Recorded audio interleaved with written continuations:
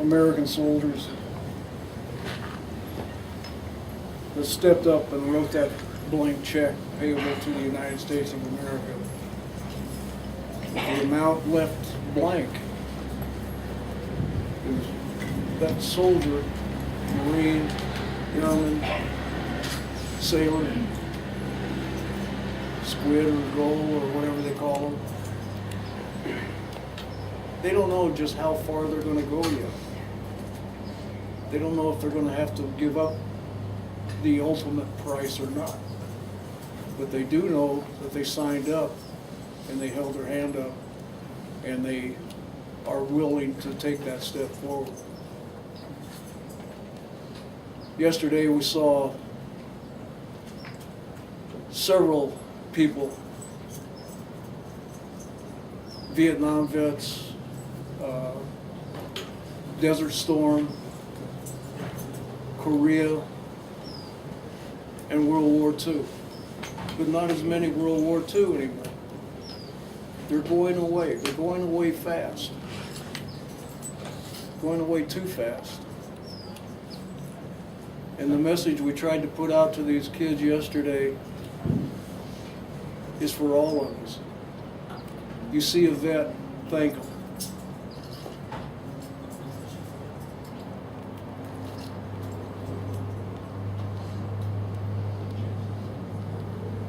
You see everybody, you know your brothers and sisters.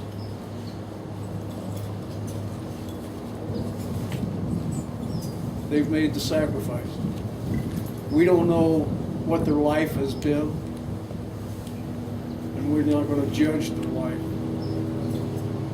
Just as I was reminded before here a few minutes ago, last night's NCIS featured a story on a homeless Iraqi vet.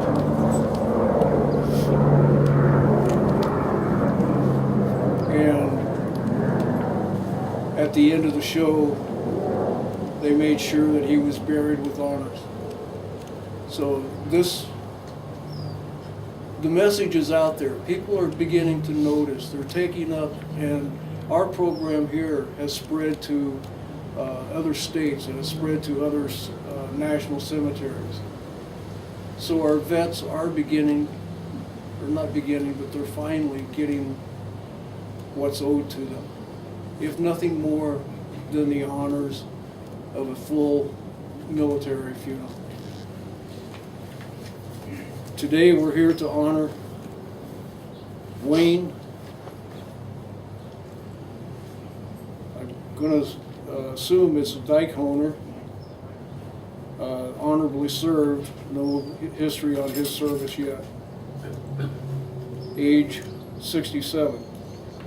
John Broman, age 58, Lance Corporal, Marine Corps, Vietnam. Vincent Cain, age 55, Staff Sergeant, Air Force, Cold War. Eric Brandy, age 67, Private U.S. Army, Vietnam. All of a sudden my eyes quit working.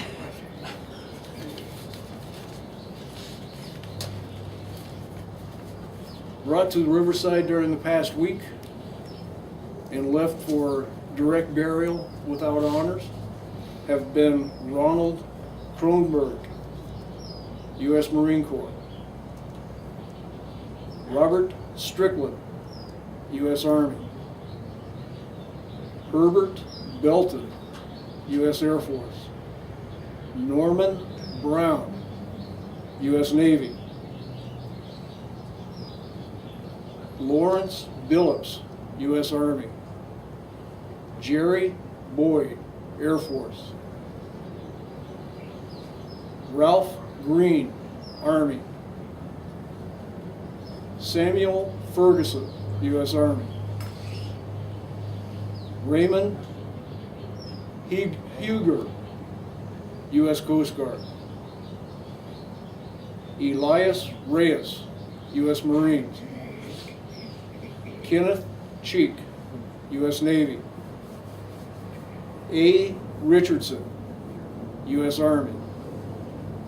John Broman, U.S. Air Force. Eric Brandy, U.S. Marine Corps. Wayne Dieckhoner, okay, that's the one we just did. He was U.S. Navy. And Gregory Hunt is the U.S. Army. Morning, everybody. Morning. Yeah, you're stuck with me again. I want to bring this up. I've been meaning to do this for a while. You know, Doyle, you started this whole thing how many years ago? Veterans Without Families? It's March 5th, 2008. I have friends on Facebook, like a lot of you do, mainly with my greyhounds. And one of them lives back in Pennsylvania. And I had told her about 4 years ago about what we do here. And she said, well, that's really interesting. Her husband, a World War II vet, and she was going to bring it up to their local VFW and some of the groups. Well, a small group got together and decided they wanted to do the same. Their first burial in their little tiny town back in Pennsylvania was 85 bodies that were found on shelves in the mortuaries, just like you've talked about many times. 85 men and women that were honorably buried because of what we do here, what you started. So I'll tell you what, Doyle has something to be really proud of, and what we do here is something that is amazing.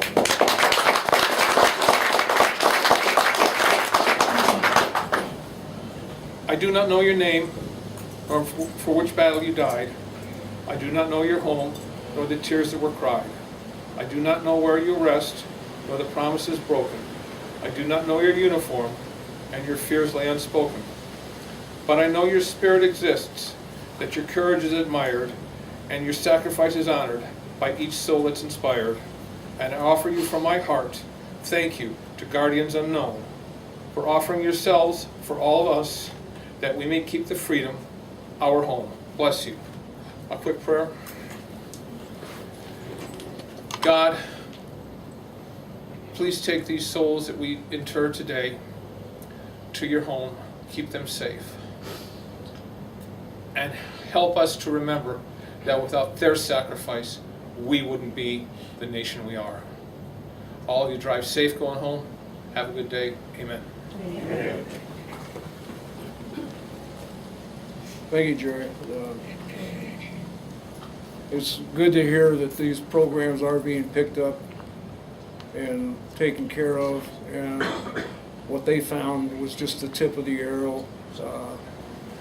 There's veterans sitting on shelves throughout this whole country that people have forgotten about.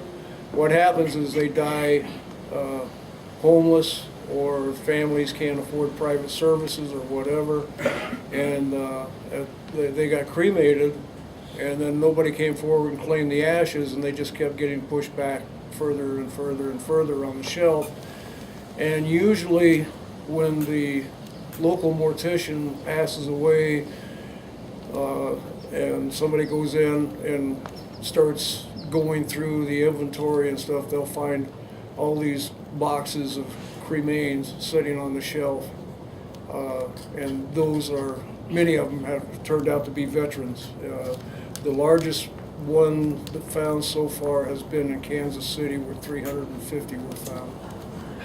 So they now all have been buried with honors at the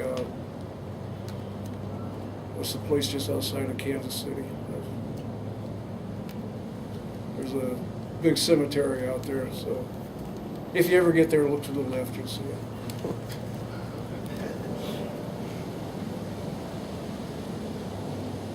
But that's what this verse in this poem means. We can't forget those who stood for us. We cannot forget them.